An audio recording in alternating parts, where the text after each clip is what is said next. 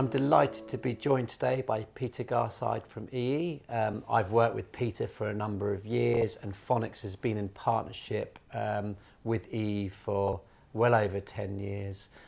Peter, I'd love for you to sort of explain to everybody who you are and your role and responsibility within EE. Yeah, no worries. Thank you for inviting me. Great pleasure to be here. So I've been with EE for 6 years, and I've been in the payment space in EE. Previously to that, I have been in the industry around 20 years, so I've always been in mobile payments and SMS, and enjoyed it immensely. At BT EE, we are focused on mobile billing, and essentially that means that we look after third-party services who want to access our billing mechanic, and we have premium SMS, voice shortcodes and direct carrier billing to offer the market. So you and I have been in this industry for a long time, in particular around SMS billing, carrier billing and messaging.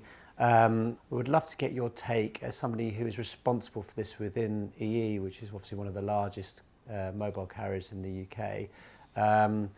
How SMS billing has been known as premium SMS in the past, and how carrier billing has evolved over the last sort of 10-15 years and to where we are today. Yeah, so it's been a fantastic journey. As I said, I joined this industry around 20 years ago.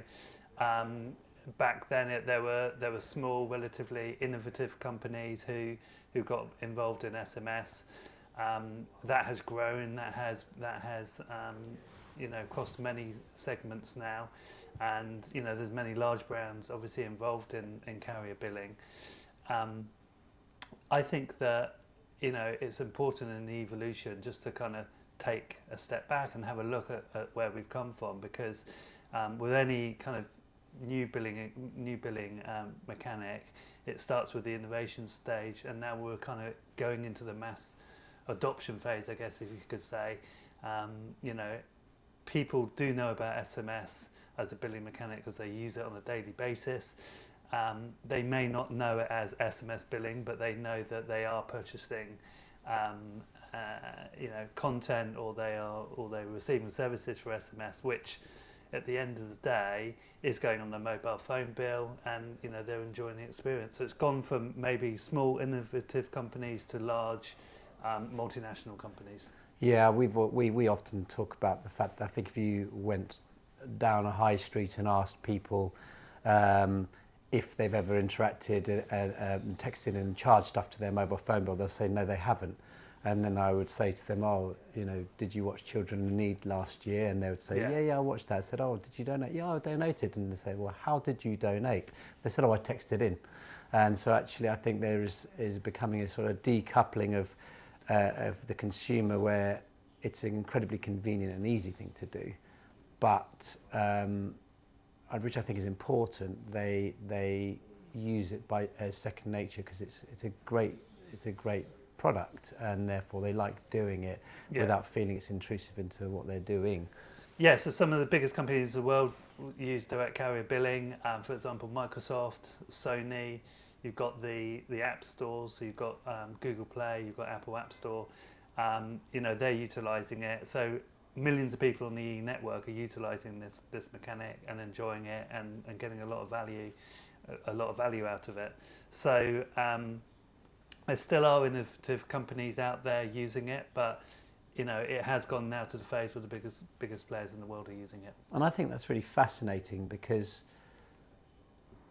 when you look at SMS billing or carrier billing, it's often seen as a very niche, very sort of a narrow opportunity sort of market to tackle. It's the questions I often get asked, and you're telling me what is known is that actually the biggest companies in the world are using it. So I suppose my question to that is, why do they use it? I think it kind of really goes down to the customer. I think that it's really important to focus on the customer and to focus on giving the customer choice. And these brands are giving payment mechanisms as choice. So you may have a choice of, for example, card payments, or it could be PayPal, or it could be other payment methods, but carrier billing is in there as a choice. And then, it's up to the customer. What do they want to use? Do they want to use card, or do they want to use carrier billing? And they're the people who are making the decisions. It's not being forced on them to use a specific payment mechanic. I think it's really important to give the customer choice. And what we're finding is that people are using carrier billing. They're using it in their droves. So I think it's really important for the customer. It's also important for the brands to kind of, give the customers that choice. It's good for them as well. And everyone's different. People want to use different payment mechanisms. So I think it's great to give customers choice. I love all of that. As we evolve to where we are today, we've come from the world where, if anybody can remember back 15, 16, 17 years, we were voting on things like Big Brother, and although that's coming back this year, which is great, but there was the sort of ringtone type content, and we've evolved to where it's becoming an alternative payment, or that's something that is I know the view of Fonix, that it's a viable alternative payment. We look at the things what we do with BT Sport. You mentioned it's sitting alongside other payment methods within the app stores, so you're giving the consumer that choice. How important is it for EE to evolve this product or establish a product alongside the huge suite of other products EE has within its portfolio? Yeah, it's a good question. I mean, direct carrier billing, premium SMS, voice short codes are all really important. What we've done over the last few years is put quite a lot of investment into this area.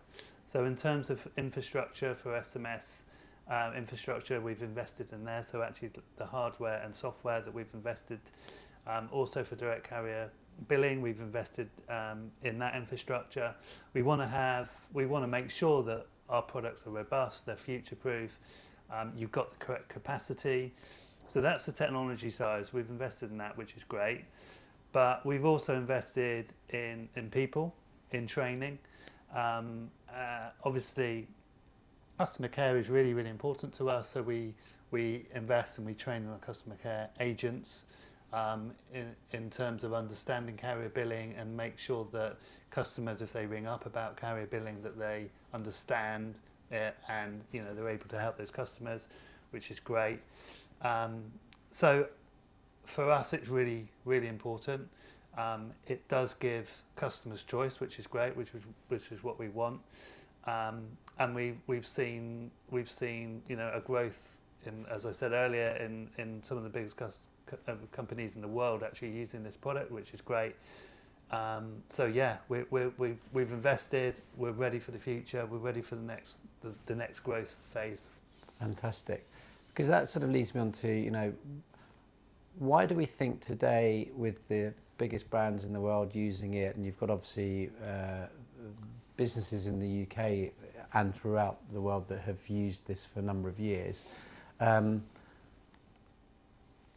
You have I sense you've got a real motivation to sort of crack a few more markets, a few more big sectors. And I continually talk about, why aren't Dart Charge using it, or Tolls using it? Why wouldn't it be great if you could text in and buy a national lottery ticket? Wouldn't it be fantastic to go into a car park where, frankly, we've got to download 1,000 apps these days, where actually there could be a really convenient way. Everyone has a mobile phone in their pocket, therefore everyone has a mobile number. Yeah. It's the one ubiquitous tool you could just text in. I sense there's real motivation from EE to be involved in this. And can you talk about that, and also perhaps some of the other things that allowed us to stand side by side with other payment options? Yeah, so we think that that's really important to get into new sectors. So one of the sectors that we've invested in is the transport sector. Mm-hmm. So we think that's a great growth opportunities. And we've also seen transport do really well in other countries, other European countries. So for example, Italy, Sweden, or Scandinavia in general have all used, for example, carrier billing or SMS billing to purchase travel tickets, so a bus ticket, train ticket, a ferry ticket. they've been doing that for a number of years, which kind of proves the business case. We're able to do it because regulation changed a couple of years ago to enable us to do that. So that, I think, is going to be one of the growth sectors. It's been proved in other countries. So we're really looking forward to getting some major players signed in that area, which will be great. We think that transport is a great sector, but the existing sectors that we're in also are growing. So it's not just about going to new sectors. Our existing sectors that we have carrier billing and premium SMS are growing. So we still think there's growth there, but getting into a brand new sector like ticketing, public transportation, that would be amazing. One of the things that's obviously come to light over the last few years as carrier billing in particular has evolved to be a product that sits alongside other payment mechanisms. Taking payments one thing, however the need for the suite of adjacent products to support the payment is really is critical to make sure that you can stand up as a payment method alongside a PayPal, credit card, open banking. I know that EE have invested in this, as some of the other carriers have too. Could you just talk about some of those things? I think it's really important for everybody to understand that. Yeah, and I think that's kind of like part of the evolution of the product, part of the evolution of the industry. We took the decision to invest in our infrastructure to be able to offer other APIs, so not just billing APIs, but also, for example, eligibility APIs. Does the customer, for example, want to use carrier billing? So we've started to look at those that kind of technology. Also, for example, refunds are really important. So we want to offer customers a path to be able to have their product or service refunded. And so we have refund APIs. We also have crediting APIs. So for example, if there is a situation where you want to actually add money onto a customer's bill, then we have the ability to do that. And that might be in relation to rewards, for example. Sure. To reward a customer for an activity, you can actually give the customer money. So we're actually very open to hearing ideas as well. So if somebody's got a specific idea that they want to have a look at and they want to ask us, can we technically do it? We will obviously have a look at that and open up future APIs just to enable the whole carrier billing premium SMS experience. We want to enhance that. And as you say, as companies, more and more companies come on board, they do have these extra requirements, and we're happy to look at what can be done.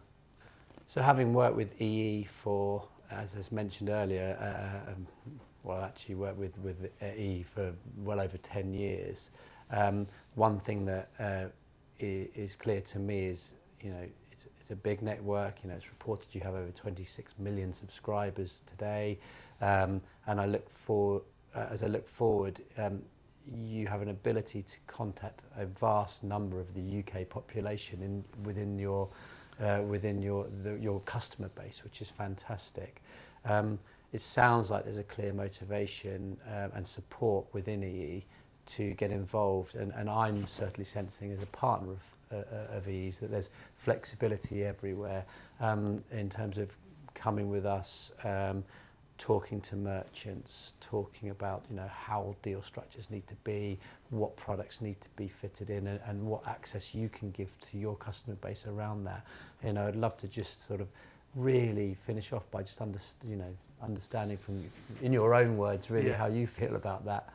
Yeah, I mean, I think it's important as we grow and as we're innovating, we need to listen to the merchants to find out what they want.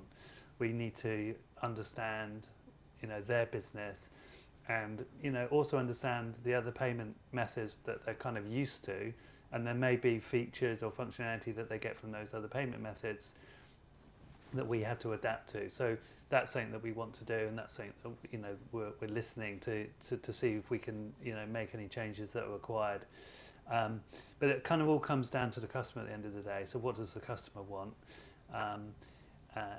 We found that that they love carrier billing, but we want to also listen to see are there any other features that they may benefit from in this area. So yeah, I mean, we're really open for discussion and listening, and to give ultimately the customer the best experience we can. Fantastic. Well, Peter, it's been lovely to talk to you today. I know that we have got a lot of things we're doing with you guys, and really some successful case studies that we often talk about, and look forward to seeing what the future holds. Yeah, and thanks very much for inviting me, and thanks for all your hard work. Thank you very much.